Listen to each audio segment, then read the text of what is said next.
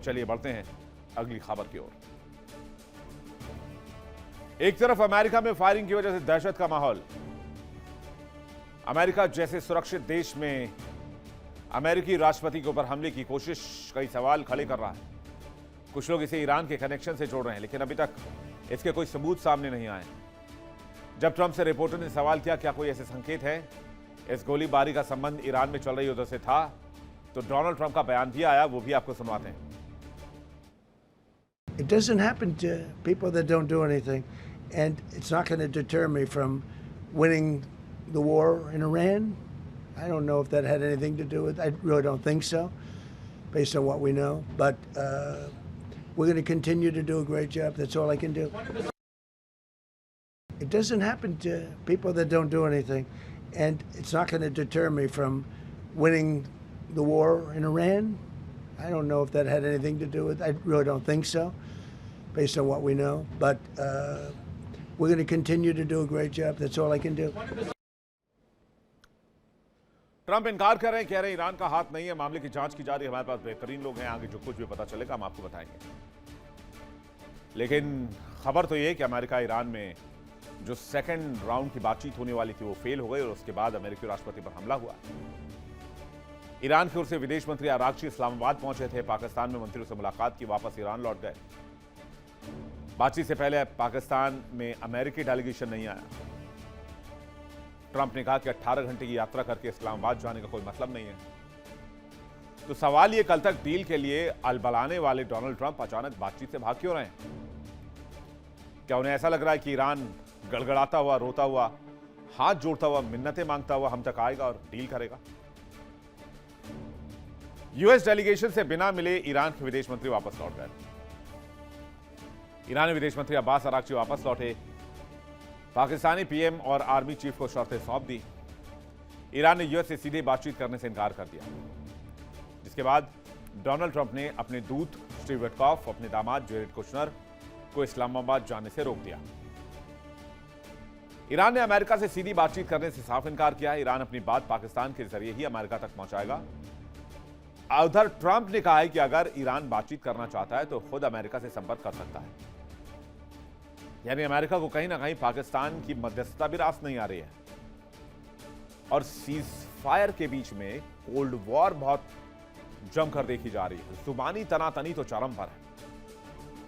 Trump चाहते हैं कि ईरान सामने से बात करे। उधर ईरानी राष्ट्रपति पेजेश्कियान ने अमेरिकी राष्ट्रपति से सीधे बातचीत से इनकार किया है। अमेरिकी प्रतिनिधियों से इनका बातचीत से इनकार किया है। ईरान का साफ मानना है जब तक अमेरिका अपनी ब्लॉकेड को नहीं हटाता, नाकेबंदी नहीं हटाता, तब तक बातचीत नहीं करेंगे, क्योंकि यह ब्लॉकेड सीज फायर वॉयलेशन है। पेजेश्कियान ने जोर दिया कि शांति के मार्ग में संवाद की कमी नहीं है, बल्कि अमेरिकी शत्रुतापूर्ण कार्रवाइयां बाधा है। पेजेश्कियान कह रहे हैं घेरेबंदी जब तक जारी रहेगी तब तक बात नहीं होगी। ईरान किसी भी तरह का दबाव बर्दाश्त नहीं करेगा।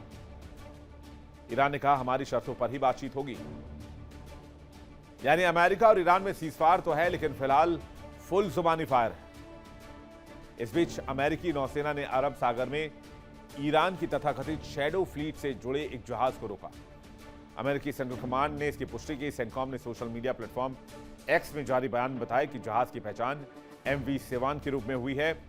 यह उन 19 जहाजों में शामिल है जिन पर अमेरिकी ट्रेजरी विभाग ने हाल ही में सैंक्शन लगाए थे। इन जहाजों पर आरोप है कि ये ईरान के तेल, गैस, प्रोपेन और ब्यूटेन जैसी ऊर्जा उत्पादों को अंतर्राष्ट्रीय बाजार में पहुंचाने में मदद करते हैं।